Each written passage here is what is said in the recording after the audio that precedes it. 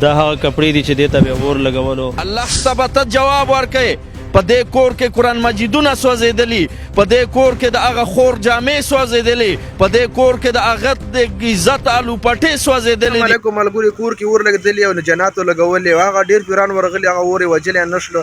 مولانا صاحب ورغلی، هغه مولانا صاحب دا اور څنګه بند کړی. تاسو دا ویډیو مکمل وګورئ. نه صاحب پیران زیات ډېر راودي، جعلي پیران دي، بس پیسو ته خړه کړي، هغه یو اور وجلې نه شو د پیرانو. آی تاسو دا ویډیو کې مولانا صاحب دا اور څنګه وایي، دا ویډیو مخکې ملګرو سره هم لازمي شریعه کې راځي. نن الحمدلله 15 ورځې پس دې کور د زرالم په جلبه کې چې کوم کور دی په کې جنات اور لګولې دی، زراغله ما په کور کې اوس اور نه لګي. هغه مسله الله حل کا او کاری صاحب حل کړله.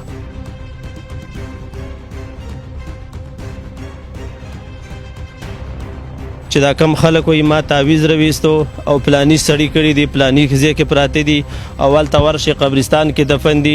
دغه علم صرف زما رب ته دی، بل چاته دا علم نشته. کاری صاحب تا واپس راځم نو سوال درنه کوم. دا ډېر خلک شته کنه چې هغه په بهر ملک یا پاکستان کې دي خو لري دي صحیح شول، هغه وي چې مونږ کار کوو راتلې نشي، نو دغه لپاره تاسو سیستم برابر کړئ، تاسو کار کول شي آنلاین. الحمدلله تاسو کوم مونږه مخکې ویډیو کړی و، نو هغه کې یو مرګره و په ایټلی کې و، او الحمدلله زما دا ویډیو به ګوري او ان شاء الله لاندې به خپل کمنټ مو کې چې او واقعي دا عامل دی. نو دغه لوروا مکمل به د لاس ول جنات ماتولو شاته به بوت یو ډخ به تیويست مات به کو. الحمدلله غما د نیټ په ذریعہ باندې کړی دي، او منګه د علم د دې د پاره کړی دی چې خلکو ته خیر ورسی، مسلمانانو ته خیر ورسی، منګه مرګ لرو اخرت لرو.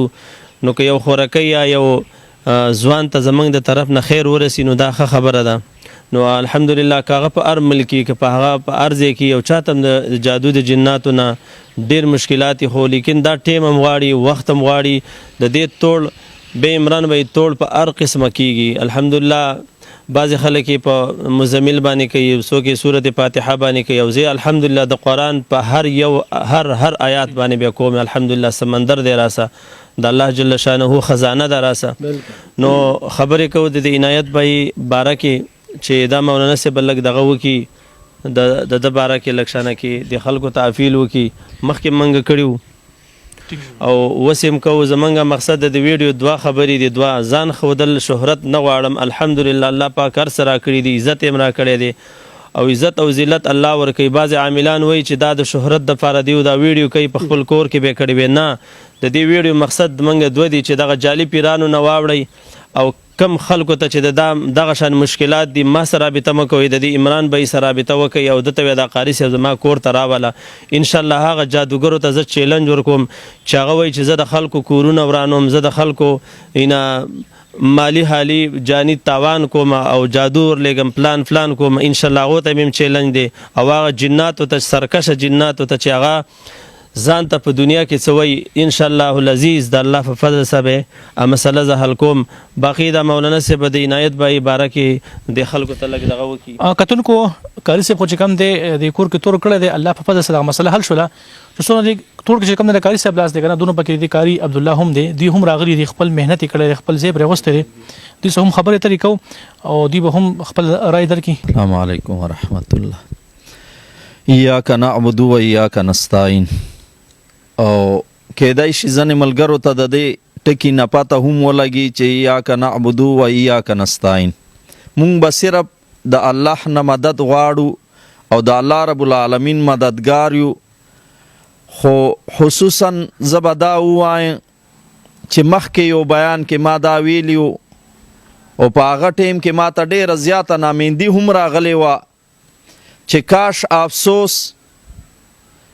افسوس په هغه لویو خلکو، کاش افسوس په هغه سرمایه‌دارو، کاش افسوس په هغه خلکو چې په 5000 به یو برګر خوړلی شي، کاش افسوس چې د 30-40 هزار روپۍ کانه به په یو ټیم باندې خوړلی شي، کاش افسوس په هغه خلکو چې هغه به د 2.5 کروڑ په گاډي کې ګرځېدلی شي، کاش افسوس په هغه خلکو چې کوم خلک په یو واده باندې په لکونو او کروڑونو روپۍ خرج کولی شي او د یو غریب مدد نشي کولی، نو داسې دولت باندې زه لعنت وایم.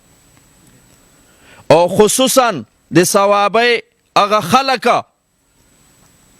اسد قیصر ته زه وایم، زه خپل د پی ټی آی والیم، اسد قیصره واوره د دې خلکو ته